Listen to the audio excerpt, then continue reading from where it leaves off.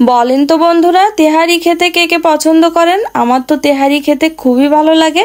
আর এমন এক প্লেট যদি তেহারি ইফতারিতে থাকে তাহলে তো ইফতারিটা জমে উঠবে।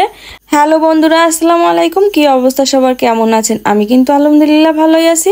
আজকে আমি তেহারি রান্না করব। তো আমি তেহারিটা কিভাবে রান্না করেছি সেটাই আজ আপনাদের সাথে শেয়ার করব। তো প্রথমে আমি এখানে একটা মশলা তৈরি করে নিব।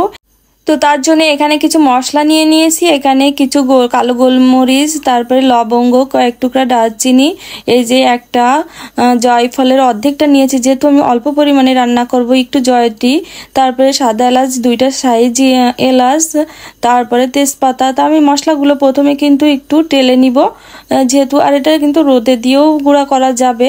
তো আমি যেহেতু ঝটপট রান্না করার জন্য, তার জন্য আমি কিন্তু একটু এই যে তাওয়াতে করে টেলে নিয়েছি। তারপরে এই যে এটা ঠান্ডা হলে কিন্তু আমি ব্লেন্ডারে দিয়ে এটা গুঁড়া করে নিব। তো তারপরে এদিকে ঠান্ডা হতে হতে আমি পেঁয়াজের বেরেস্তাটা করে নিব। তার জন্য আমি প্যানে তেল দিয়ে একটু বেশি পরিমাণে তেলটা দিয়েছি, কারণ এই তেলটা আমার পরবর্তীতে কাজে লাগবে। এই যে পেঁয়াজের বেরেস্তাটা করে আমি এখন তেলটা ঝরিয়ে উঠিয়ে নিব। তো তারপরে এদিকে কিন্তু আমার ঠান্ডা হয়ে গেলে আমি এই যে মশলাটা গুঁড়া করে নিয়েছি। তো এই মশলাটা যখন গুঁড়া করবেন তখন আপনার রুমে কিন্তু একদম মনে হচ্ছে যে তেহারির একটা ফ্লেভার পাওয়া যাচ্ছে, মানে গন্ধ, মানে মশলাটার থেকেই কিন্তু পুরা ঘর একদম মনে হচ্ছে তেহারি রান্নাই হয়ে গেছে। তাই এখানে আমি 1 কেজি গরুর মাংস নিয়েছি, হাড় চর্বি সহ, এই যে ছোট ছোট টুকরা করে নিয়েছি। তারপরে আমি প্যানের ভিতরে দিয়ে দিয়েছি মাংসটা, তারপরে দিয়ে দিয়েছি পেঁয়াজ কুচি, রসুন কুচি, তারপরে এই যে কিছু জয়ত্রী দিয়ে দিলাম আমি, গোটা জয়ত্রী, দারচিনি, তারপরে এলাচ আর 2টা তেজপাতা। এখানে আদা বাটা দিয়েছি, তারপরে স্বাদ মতো লবণ, হালকা একটু মরিচের গুঁড়া দিয়েছি। বেশি মরিচ দিইনি গুঁড়া, যেহেতু আমি কাঁচা মরিচ ব্যবহার করব। আর এই যে টক দই দিয়ে দিলাম 100 গ্রাম। আর যে পেঁয়াজের বেরেস্তা করে আমার যে তেলটা থেকে গিয়েছিল, আমি সেই তেলটাই এখন দিয়ে দিয়েছি। আর দিয়ে দিলাম সরিষার তেল। আর সরিষার তেলটা দিলে কিন্তু তেহারিটা টেস্টটা বেশি ভালো হয়। তার জন্য আমি কিন্তু সরিষার তেলটা দিয়ে একটু ঢাকনা দিয়ে 10-20 মিনিটের মতো রেখে এই যে এখন চুলার জালটা ধরিয়ে দিয়েছি। আর এখন নাড়তে নাড়তে যে দেখুন একটু পানিটা ছেড়ে এসেছে, আমি নেড়ে চেড়ে একটু, আর এই যে কাঁচামরিচ দিব আমি, সেজন্য কিন্তু শুকনো মরিচের গুঁড়াটা একটু অল্প দিয়েছি, কারণ তেহারিতে কালার বেশি আসলে ভালো লাগে না, কাঁচামরিচেই টেস্টটা বেশি ভালো আসে। তো আমি বেশ অনেকগুলা কাঁচামরিচ আমি এই যে কেটে কেটে দিয়ে দিলাম। আর যেহেতু গরুর মাংসের তেহারি, এর জন্য একটু সেদ্ধ হতে পানি দিয়েছি আমি, যেহেতু ভালো করে সেদ্ধ না হলে মাংসটা ভালো লাগে না তেহারিটা খেতে। তারপরে আমি এই যে ঢাকনা দিয়ে ঢেকে অল্প আছে আমি মাংসটা সেদ্ধ করে নিব। আর সেই মশলাটা তৈরি করেছিলাম তা থেকে আমি কয়েক চামচ দিয়ে দিয়েছি, আর বাকিটা রেখে দেব আমি লাস্টের দিকে দেওয়ার জন্য। এই যে তারপরে নাড়াচাড়া করতে করতে কিন্তু পানিটা শুকিয়ে এসেছে। এখন দেখুন আমার পানিটা শুকিয়ে কিন্তু তেলটা ছেড়ে এসেছে। তো আমি এই পর্যায়ে কিন্তু আরো একটু কষিয়ে নিব, খুব বেশি কষাবো না।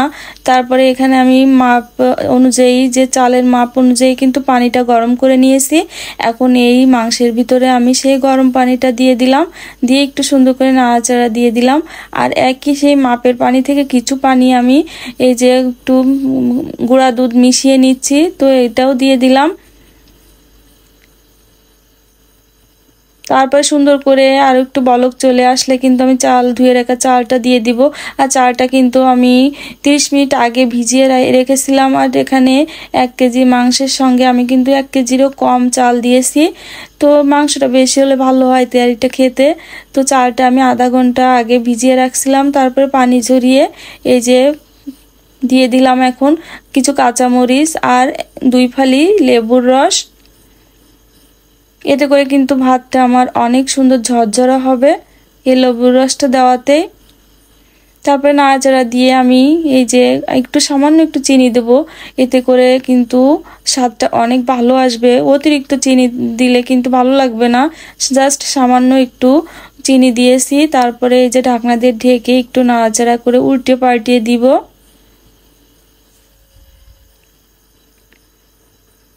তো তো এই পর্যায়ে কিন্তু আমি কিছু আলু আগে থেকে সেদ্ধ করে তেলে ভেজে রেখেছিলাম, সেই আলুগুলো এখন এর ভিতরে দিয়ে এই যে মিক্সড করে নিচ্ছি। কিন্তু এতে আলু কিন্তু ভালোই লাগে। তো সুন্দর করে আমি ভাতগুলা সুন্দর করে উপর দিয়ে, আর কথা বলতে বলতে কিন্তু আমার সেই মশলাটা দিতেই ভুলে গেছি। তো আমি এই যে এই পর্যায়ে সেই মশলাটা দিয়ে দিলাম, কারণ মশলাটা একটু ঝোল থাকতে দিলেই বেশি ভালো হতো, কিন্তু আমার কিন্তু আসলে খেয়ালই ছিল না, এই জন্য এই পর্যায়ে এসে আমি দিয়েছি। তো সমস্যা নাই, যেহেতু টেলে নেওয়া মশলার গুঁড়া আর যেহেতু দমে থাকবে সমস্যা হবে না।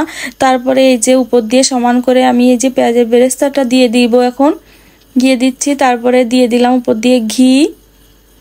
তো আমি কিছুটা ঘি দিয়ে এই যে ঢাকনা দিয়ে ঢেকে এখন দমে রেখে দিব। এই যে তারপরে চুলাতে আমি একটা তাওয়া বসিয়ে দিলাম, যেহেতু ডাইরেক্ট তাপটা লাগলে তলে লেগে যেতে পারে, এই জন্য আমি একটা তাওয়ার উপরে দিয়ে চুলাটা কিন্তু একদম মিডিয়াম মানে একদম লো হিটে রেখেছি আমি 30 মিনিটের মতো। তারপরে দেখুন এদিকে কিন্তু সজীব এসে আমার মানে আগে থেকে সজীবের খাওয়া হয়ে গেছে। তো যাই হোক, সজীবের ক্ষুধা লাগছিল, সজীব খেয়ে নিয়েছে। তারপরে আমি একটা প্লেটে সার্ভ করবো, এই জন্য একটা প্লেটে উঠিয়ে নিয়েছি। তারপরে দেখুন কিছু শসা আর লেবু দিয়ে আমি সুন্দরভাবে ডেকোরেশনটা করে নিয়েছি। তো আমার তেহারিটা কিন্তু কমপ্লিট। তো কেমন হয়েছে আমার তেহারিটা, আর মাংসটা দেখুন একদম কিন্তু সফট, একদম মানে সেদ্ধ হয়ে গেছে সুন্দরভাবে। তো এই ছিল আজকে আমার তেহারির রেসিপি। তো কেমন লেগেছে আপনাদের কাছে কমেন্টে কিন্তু অবশ্যই জানাবেন, আর ভালো লাগলে লাইক কমেন্ট শেয়ার করতে ভুলবেন না। আর ইউটিউব থেকে দেখলে সাবস্ক্রাইব করে আমার পাশেই থাকবেন। দেখা হবে নেক্সট কোনো ভিডিওতে। আজকের মতো এখানেই বিদায় নিচ্ছি। আল্লাহ হাফেজ।